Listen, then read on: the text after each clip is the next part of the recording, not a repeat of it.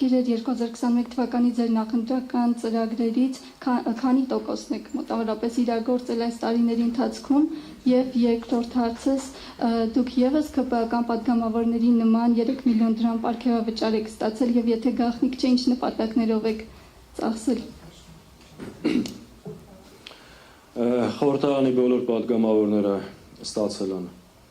պարգևավճար, մենք այդ մասին ստանալու օրը եւ կոնկրետ հայտարարություն ենք արել, որ Հայաստան խմբակցության պատգամավորները այդ գումարները ուղղել են տարբեր սոցիալական ծրագրերի։ Դրանից առաջ մյուս բոլոր դեպքերում եւս այդպես է եղել։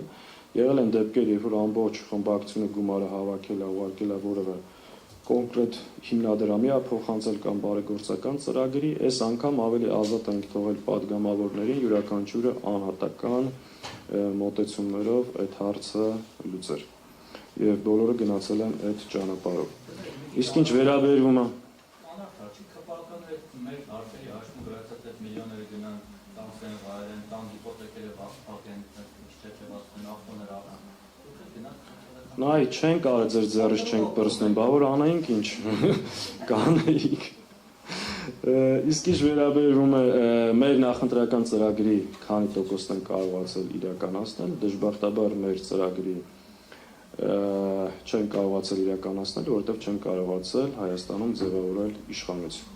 Վերջին 5 տարիների ընթացքում խորհրդարանում հանդես են եկել տասնյակ օրենքի նախաձեռնություններով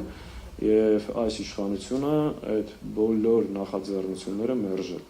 Նույնիսկ մենք մի շրջան վերցրեցինք եւ իրենց նախընտրական խոստումները դա օրենքի նախագիծ դարձրեցինք, օրինակ կենսաթոշակները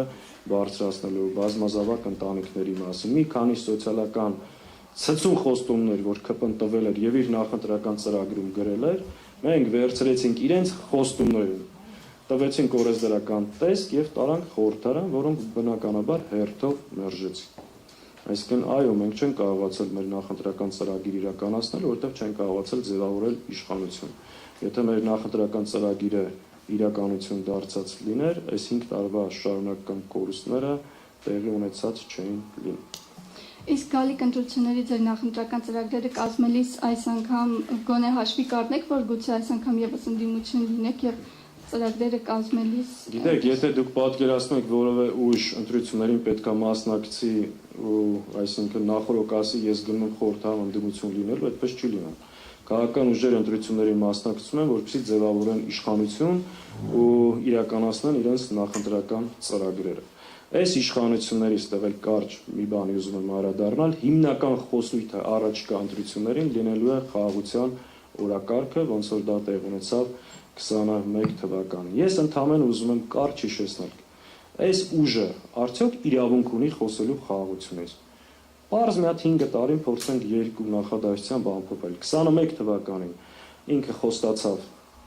խաղաղություն, խաղաղության դարաշրջան, կարողացավ խաբել մարդկանց եւ վերարտադրվել։ 21 թվականին հանձնեց Գորիսկապան ճանապարհը, 22 թվականին մի տարի հետո տեղ ունեցավ մեկօրյա պատերազմ եւ Ադրբեջանը 3 ուղղություններով հարձակվեց, որ ադրբեջանական զորքերը գտնվում են Գեղարքունիքում, Ջերմուկում եւ Սյունիքում։ Դրանից ամիսներ հետո Արցախը ճանաչեց Ադրբեջանի կազմում 9 ամիս տեղ ունեցող բլոկադա եւ արդյունքում 23 թվականին Արցախում ցեղասպանություն, էթնիկ զտում, հայաթափում, 24 թվականին դրանից 1 տարի հետո հանձնեց Ադրբեջանին ոչ չի դիմաց Տաուշի շրջանում մեր վերահսկողության տակ գտնվող ռազմավարական նշանակության դիրքեր եւ գյուղեր, 25 թվականին խոստացել է ակնհայտ թուղթ ու գրիչով միջանցք Ադրբեջանին եւ Թուրքիային ու նաեւ հրապարակային ստանձնել մի շարք պարտավորություններ ապագայում զիջումներ անելու համար, սահմանադրություն փոխելու, անկլավներ տալու, հայտարարել է, որ Հայաստանի տարածքում կան ադրբեջանական, Հայաստանի հսկողության տակ կան ադրբեջանական տարածքներ, որոնք պետք է վերադարձվի, Էսա Նիկոլ Փաշինյանի խաղաղության 5 տարիները։ Եթե հիմա նորից պետք է Հայաստանի Հանրապետության քաղաքացին հավատա, այս ինչ որ ասում դրանք 4 փաստեր են, չէ՞, որևէ մեկը չի կարող դա երկել։ Իսկ ո՞ց կարելի է սրան հիմա հավատալ ու ասել խաղաղություն է բերում։ Պատերազմի, պարտության, կորուստների խորհրդանիշն է այս իշխանությունը։ Ու հիմա իրանք փորձում են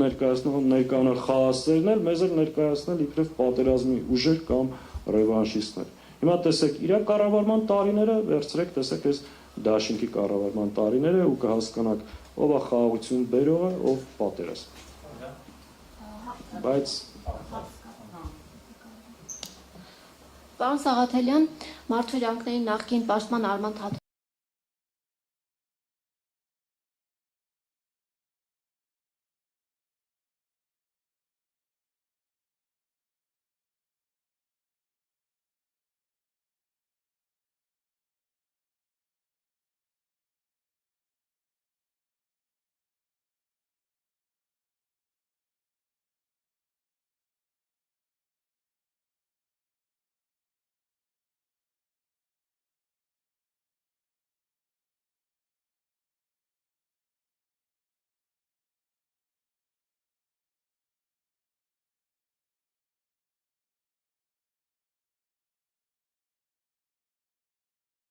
Արման Թաթոյանը, ինչպես նախկինում,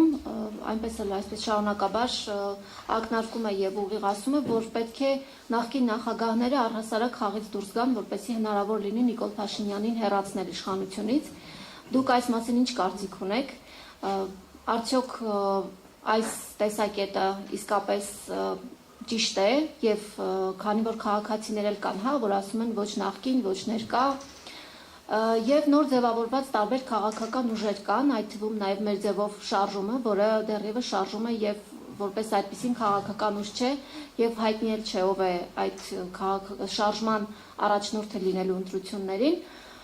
ունի արդյոք պոտենցիալ նոր ընտրողների ներգրավելու, այսպես ասեմ, մարդկանց, որոնք որ նախկինում չեն գնացել ընտրության եւ եթե մեր ձևով մասնակցի ընտրություններին կգնա եւ կընտրեն իրենց, թե մեր ձևովը ընդդիմադիր քաղաքական ուժերի ընտրողներին է տանելու իր դաշտ, որովհետև այսպիսի մտահոգություններ հնչում են, քանի որ այս պայդրությամբ դեռևս չկա այն ալիքը, որը կարող է քաղաքացիներին դրդել գնալ ընտրության կամ ցանկանալ իշխանափոխություն։ Ուրեմն նախարարից օգտվելով մեկ անգամ եւս ասեմ, որ Սամվել Կարապետյանը քաղբանտարկյալը հալածում է այս իշխանությունների կողմից ամբողջությամբ ապօրինաբար եւ այնինչ տեղի ունենում Սամվել Կարապետյանի նկատմամբ դա մեր համար անընդունելի է, դատապարտելի է եւ շատ ուղիղ հալածում է հայկական եկեղեցու եւ հայկական ինքնության կողքին կանգնելու համար։ Իսկ ինչ վերաբերում է մեր ձևով շարժմանը, մենք շատ դրական ենք վերաբերվում եւ հույս հայտնում, որ նոր ձևավորվող շարժումը ընդդիմադիր դաշտում կունենա իր տեղը եւ դերը։ Ինչպիսի վարչապետի տեխնացիով հանդես կգան, ինչպիսի ծրագրերով, դա արդեն այլևս մեր որոշելիքը չի։ Ես վստահ եմ, կա հավաքված թիմ, ունեն ծրագիր եւ հանրությանը համապատասխան առաջարկներ կանեն եւ ըստ իրենց դիրքավորման էլ մեր քաղաքացիները կորոշեն ում ինչ քվետ տալ։ Իսկ ինչ վերաբերվում է մյուս նոր ստեղծվող ուժերին, ովքեր անընդհատ պահանջներ են դնում, ով քաղաքականությունից դուրս գա, ով չգա, կամ նույնիսկ ասում են մենք որևէ մեկին չենք միանա, նախ ասեմ, որ կամ այսպես ձևակերպեմ, ես չեմ ասի, այդ շեմա անցեք, նոր մեկին միանալու չմիանալու հարց քննարկեք։ Ես ասում եմ, որ որևէ մեկը թող պահանջ չներկայացնի ով ընտրություններին մասնակցի, ով չի։ Ունեք հնարավորություն։ Ասում եմ ոչ նախկիններին, ոչ ներկաներին, օրինակ նույն պարոն Թաթոյանի համար հրաշալի հնարավորություն է հանդես գալ իր ծրագրերով, իր թմով եւ առաջարկել մարդկանց, որպեսզի գնան իր հետևից եւ քվեարկեն։ Եվ մենք անկեղծ հաջողություն ենք մաղթում եւ հույս ունենք, որ կհաղթահարեն շեմը, ներկա կլինեն խորհրդարանում, նպաստելով ընդդիմադիր դաշտի աշխատանքներին եւ այս իշխանությունների հեռացմանը։ Մենք չենք մտնելու այդ մանր մի խոսքով բանավեճի մեջ, էլի։ Մեզ չեն կարող այդ նիկոլական խոսույթներով քաշել այդտեղ։ Մենք ավելի լուրջ, ավելի կարևոր, ավելի մեծ նպատակ ունենք, գնում ենք այդ նպատակ իրականացնելու համար։ Նախկին, նոր, թազա, հին, չգիտեմ, այս նիկոլական խոսույթը գցել են մեր մեջ ու անընդհատ այս ճանապարհով։ Իսկ ինչ վերաբերում է ով ամենամեծ անձեռեցինգը ունի բոլոր սոցիոլոգիական հարցումներով, ամենամեծ անձեռեցինգը ունի այսօր Նիկոլ Փաշինյանը։ Եվ ընդդիմադիր մյուս ձեր ասած նախագահները միասին վերցրած Նիկոլ Փաշինյանի չափ անձեռեցինք չունեն։ Այսօր թող հստակ լինի, այս կապել են ասենց ընտրողների վզին եւ փորձում են այդ թեզը առաջ տանել, իրականությունում այդպես չի։ Անձեռեցինք ավելի բարձր։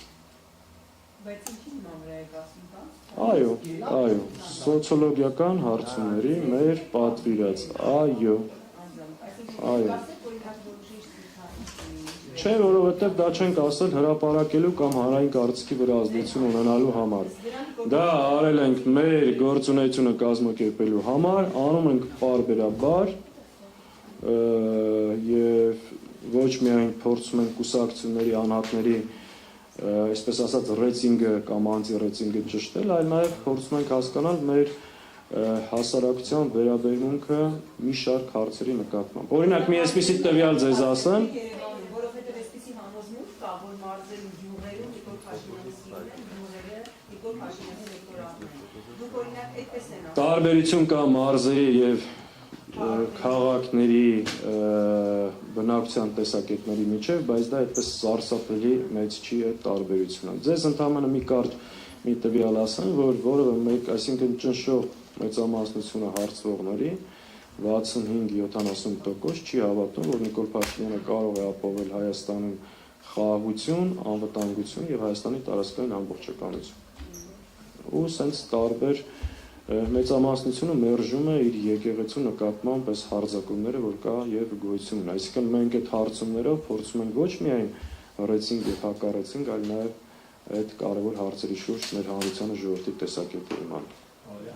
Վերջի հարց տվեք ավարտենք։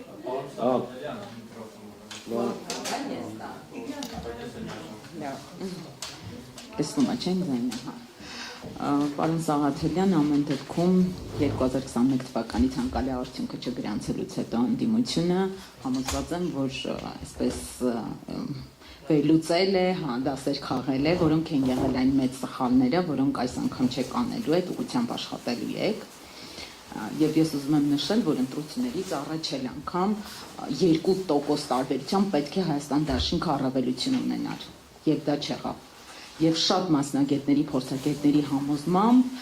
ընդդիմության անհաջողությունը կապված է, որ որևէ աշխարհաքաղաքական կենտրոնից այդ աջակցությունը չկա։ Ամեն դեպքում այս ուղղությամբ ինչ որ աշխատանքներ արվում են, թե ոչ։ Եվ նաև ուզենայի իմանալ հետաքրքիր է, եթե այսպես պատկերացնենք, որ հանկարծ նորից իշխանությունը վերարտադրվեց, արդյոք ընդդիմությունը պատրաստ է հետընտրական գործընթացների։ Ուրեմն այդ արդյոք ընտրություններից հետո եւ այլ այդ հարցին չենք անդրադարձել, մենք ամեն ինչ պետք է անենք, նորից եմ ասում, այս ընտրություններով հարցը լուծենք եւ դա հնարավորություն է միջոց։ Ինչպիսի արդյունք կունենանք, այո, շատ կարևոր է, նորից եմ ասում, նորից խնդիրը բերում եմ դրան։ Ընդդիմադիր միավորները ինչպես կմասնակցեն, ինչ առաջարկ կանեն, որքան կհամախմբվեն եւ որքան արդյունավետ կաշխատեն։ Մենք այլ սցենար այս բանը չենք քննարկում, բացի իրենց հեռացնելուց։ Հետընտրական զարգացումներ, նախընտրական զարգացումներ, բնականաբար մենք ցանկացած սցենար նկատի ունենք, այո, նման քննարկումներ եւս կան, բայց այդ մասին բնականաբար այսօր շատ փակագծեր բացել պետք չի։ Ինչ վերաբերում է աշխարհաքաղաքական աջակցությանը, մենք որևէ աշխարհաքաղաքական կենտրոնից ոչ աջակցություն ուզել ենք, ոչ ուզում ենք, ոչ էլ ուզելու ենք։ Հայաստանի Հանրապետության իշխանությունը պետք է ձևավորի Հայաստանի Հանրապետության քաղաքացիների մասնակցությամբ եւ նրանց միջոցով։ Այլ սուբյեկտ իշխանություններ ձևավորելու չկա։ Եթե Հայաստանի հաջորդ իշխանությունը ձևավորվի որևէ աշխարհաքաղաքական կենտրոնի կողմից, իմացեք, որ մեր խնդիրները ավելի կխորանան եւ այդպես շարունակ։ Հետեւաբար մի փնտրեք առնվազն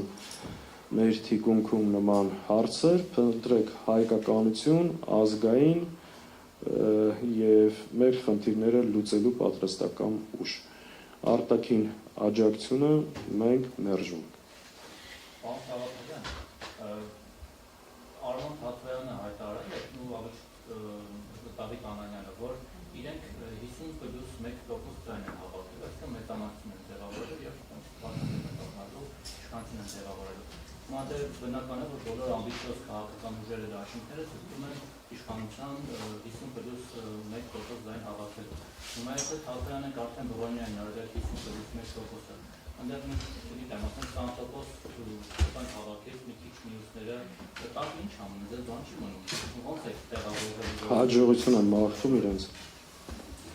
Հաջողություն եք մաղթում, եթե օրինակ Արմատախյանը դառնա վարչապետ, իրենց հետ կամ կոալիցիա կձևավորեր դրանց դաշինք կրնի։ Ես այսպես ասեմ, եթե լինի մի իրավիճակ, որ մեզանից որևէ մեկը ավելի շատ քվե հավաքի եւ մեր իրենց հետ համագործակցության արդյունքում այս իշխանություններին կարող ենք հեռացնել, մենք համագործակցելու ենք։ Ի տարբերություն մյուսների շատ ուղիղ ասում ենք, եթե որևէ ուժ մեզանից ավել քվե է հավաքելու, խոսքը բնականաբար իրական ընդդիմադիր ուժի մասին է, եւ մեր համագործակցությունից է կախված լինելու այս իշխանության հեռացումը, մենք այդ համագործակցությունը տեղի ունենալու է մեր կողմից այդ իմաստով վերապահում չկա։ Ես անշուշտ լավ, շատ բան չասեմ։ Չեք կարծում, որ ամեն անգամ տղասու նախագահի տեխնացում են, հայտնում դեպքում են նախնիների թվերի մի 2% ցայնով կամ ուժեր են ներդրվում, սկսում են 1-1.5%-անով քվե ունեցող ուժեր, որոնք որ սկսում են աճել ձայն հաղթնել ավելի մեծ պոտենցիալ ունեցող ուժեր։ Հիմա չեք կարծում, որ ընդդիմադիր դաշնությունների անելիք ուներ, որպեսզի կամ այդ 1.5%-անոցները միավորվեն գոնե մի 4%-ի դաշինք ձևավորեն, կամ չխանգարեն եւ օրինակ դեզանից դեն չկա։ Շատ կարևոր հարց եք ասում, մենք այս ընտրություններին հաջողության հասնելու համար երկու կարևոր խնդիր կա, որ պետք է կարողանանք լուծել։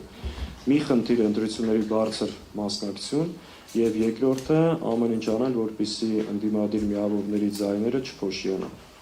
Որտեւ եթե բնականաբար դաշտում կան ընդդիմադիր մի շարք միավորներ, որոնք ունեն լավ ծրագիր,